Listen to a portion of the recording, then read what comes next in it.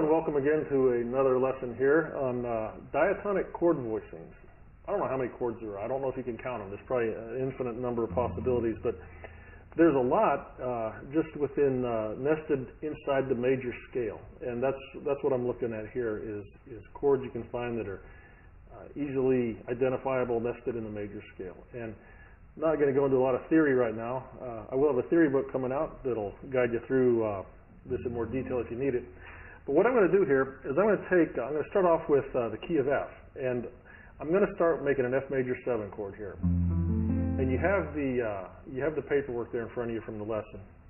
But what I'm going to do is we're playing this voicing of F major 7 where we actually mute the 5th and 1st strings. We're only playing the 6th, the 4th, 3rd, and 2nd strings, and we have the root, the 7th, the 3rd, and the 5th on those strings. And then what we're going to do is we're just going to walk up the scale on each one of those strings. So, you know, F major scale on the 6th string is, and then on the 4th string here, it would just be, you know, starting on the E, going up an F major scale. And then with the A, and with the C, we're just going up the F scale on each one of those strings, and it comes, what it spells is the chords. Built on the root note, F, you got F major 7, G minor 7, A minor 7, B flat major 7, C dominant 7, D minor 7, and let's see, E minor 7 flat 5, and F major 7, and back down again. Now what we're going to do is take this note on the bass E string and move it over to the high E string. We're just going to play these bottom 4 strings and do the same thing. G minor 7, A minor 7, B flat major 7, C dominant 7, D minor 7, E minor 7 flat 5, F major 7, and then back down. All right.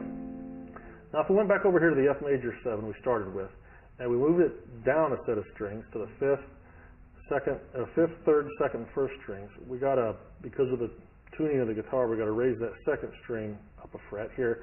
We actually have a B flat major 7 chord.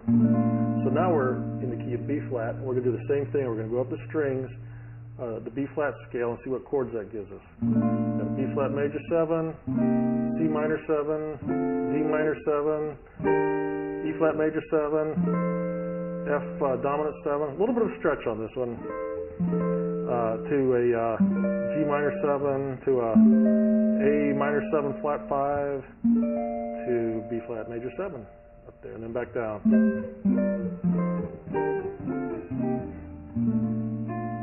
Now what we're going to do is take this note here on the E string, this F, and we're going to move it down an octave to the D string, and we're going to play the middle 4 strings. We're going to play the same chords we just played, but with a different voicing. B flat major 7, C minor 7, D minor 7, E flat major 7, F dominant 7, G minor 7, A minor 7 flat 5, B flat major 7, and then back down. Okay, now let's look at a major 7th chord with the 3rd in the bass. And farthest we can get down towards the nut here is to do an E flat major 7 with the G in the bass there. So we're going to E flat major 7 over a G bass, F minor 7 over A flat in the bass, G minor 7 with a B flat in the bass.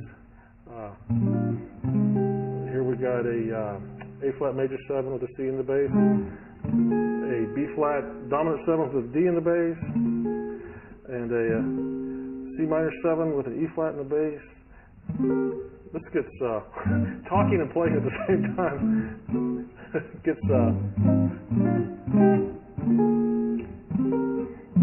okay. Here we got a D minor 7 flat 5 with F in the bass to a E flat major 7 with G in the bass, and back down.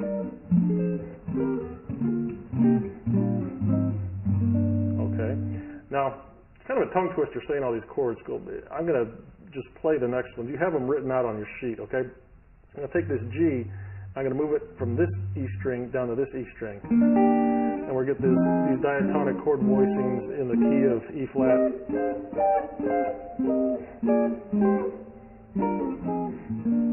All right. What we can do is take this E flat, move it over a set of strings like we did with the F and the B flat, and we get a flat, major 7 with a C in the bass. And we're going to walk up these chords.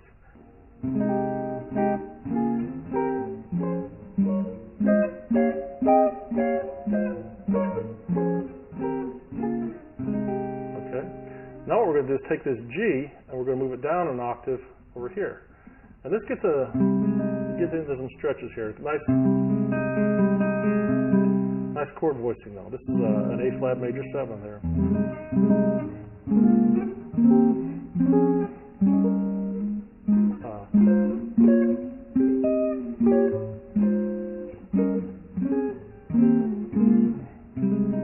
Okay.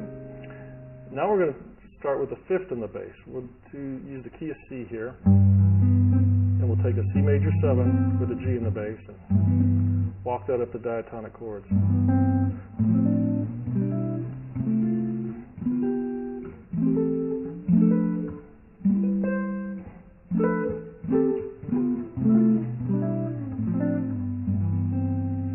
And then we'll take this G and move it over to the high E string.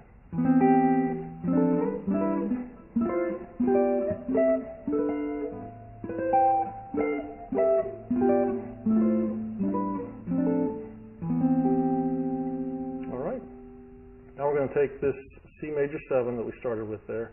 We're going to move it down a set of strings, take our 2nd string up a fret, got a little bit of a stretch here, and now we're working with an F major 7 with a C in the bass.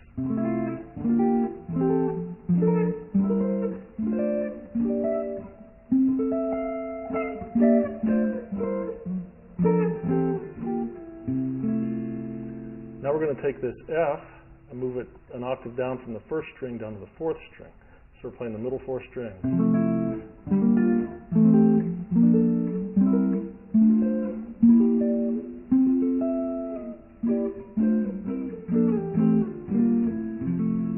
All right. Now the last set we're going to do is with the 7th in the bass. Take an A flat, major 7, put the G in the bass.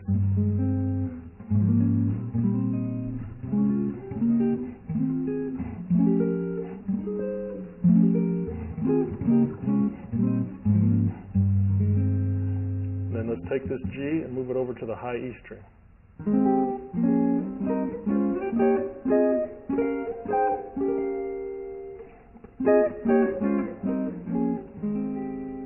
All right.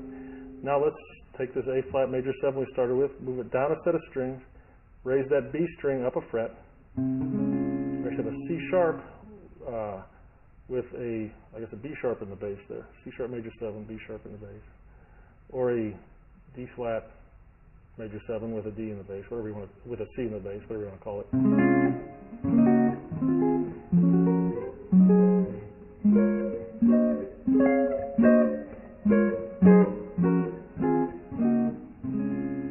Now let's take the F on the E string and move it down an octave to the 4th string. We're going to play the middle 4 strings here with the D flat major 7.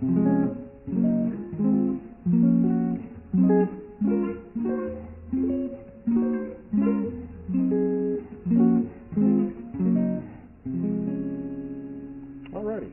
And what that does, that gives you 16 different chord voicings for every one of the diatonic chords in the major scale. After you finish that exercise, you should know 16 different ways to make a major 7th chord. You should know 16 different ways to voice a minor 7th chord, or a dominant 7th chord, or a minor 7 flat 5 chord. For me, playing lead or solo guitar, I think of it as playing rhythm, but playing one note instead of a chord. And I think in terms of chords when I improvise or solo. And so the more chord voicings you know and the more shapes you know, it gives you ideas to play single note lines out of them. And whether you're playing country or rock and roll or bluegrass or jazz, knowing these chord voicings is going to help you. And, you know, you might turn on the metronome to 120 and just do an exercise where, you know, click, click, click, click, and, you know, and just play through these things and get used to changing them. Good training for your fingers, good training for your brain, good training for your ears, you know, one of those efficient little exercises. You can play through the whole exercise once you have it down in probably a couple minutes. And if you could add that into your daily practice routine, hey, voila, all of a sudden you got a bunch of these, you know, jazz chords that are fun to chunk on. So have fun with this and go use it.